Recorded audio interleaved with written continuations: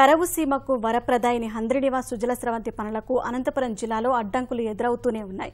9 ఏళ్ల కిందట ఇవ్వాల్సిన పరిహారం రైతుకు దక్కకపోవడం వల్ల కదిరి మండలం పట్టణంలో రైతులు పనులను అడ్డుకున్నారు.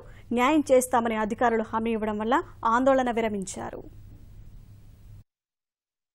అనంతపురం జిల్లా కదిరి మండలం పట్నం వద్ద హంద్రినివా సుజల స్రవంతి కాల్వ పనులను రైతులు అడ్డుకున్నారు. పుంగనూరు బ్రాంచ్ కెనాల్ 24, 25 ప్యాకేజీల కింద ఈ పనులు చేపట్టారు. పట్నం గ్రామానికి చెందిన 3 రైతులు భూముల పరిహారం అందలేదని ఆందోళన చేశారు. ఒక రైతుకు ఇచ్చిన పరిహారం కర్నూలు జిల్లా నంద్యాలలోని బ్యాంకులో డ్రా అయింది. అక్కడ డ్రా చేసిన చెక్కు తన ఖాతాకు జమ కాలేదని రైతు చెబుతున్నాడు. 2 రైతుల చెట్లకు రావాల్సిన పరిహారం అందలేదని ఆందోళన చేశారు. 2007లో పనులు ప్రారంభమైనా ఇంకా పరిహారం ఇవ్వకపోతే ఎలా అని ప్రశ్నిస్తున్నారు. రైతులు అడ్డుకోవడం వల్ల అధికారులు సమస్యను ఉన్నతాధికారుల దృష్టికి తీసుకెళ్లారు.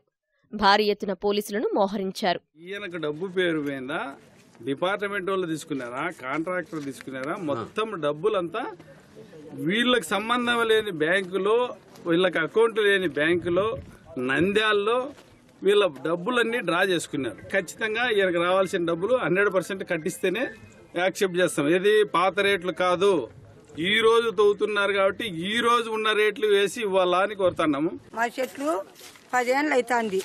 4.5 ఎకరాకు లెక్క కట్టించినారు. నాయి 500 చెట్లు, మామిడి చెట్లు, చింత చెట్లు, యాప చెట్లు, నీలగిరి మాన్లు 5 చెట్లకు ₹1 లెక్క ఇయ్యలే. ఉన్నతాధికారుల దృష్టికి సమస్యను తీసుకెళ్లి త్వరలోనే రైతులకు పరిహారం ఇస్తామని అధికారులు హామీ ఇచ్చారు. ఆగస్టు నాటికి కాల్వ పనులు పూర్తి చేసి చెర్లోపల్లి రిజర్వాయర్కు నీరందిస్తామని ప్రకటించారు. వెంకటన్న అతనికి అకౌంట్లో వేసుకోవడానికి చెక్ ఇచ్చారు. ఆ చెక్ అతను నేను తీసుకోలేదు, డబ్బు మళ్ళీ రిటర్న్ ఇచ్చినాను అంటున్నాడు. కానీ మా దగ్గర అయితే ఎటువంటి ఎవిడెన్స్ లేదు, అతని దగ్గర కూడా ఎటువంటి ఎవిడెన్స్ ఎవరికి ఇచ్చాడో ఏమనేది లేదు. సరే ఎనీహౌ రైతు చెప్తున్నాడు కదా అని మేము వాకప్ చేశాము. నంద్యాల ఎస్బీఐలో సదరు చెక్కు ఆనర్ అయ్యింది, మేము అకౌంట్కి ట్రాన్స్ఫర్ చేసినట్టు నంద్యాల ఎస్బీఐ వాళ్ళు మాకు ఒక లెటర్ ఇచ్చారు క్లియర్గా.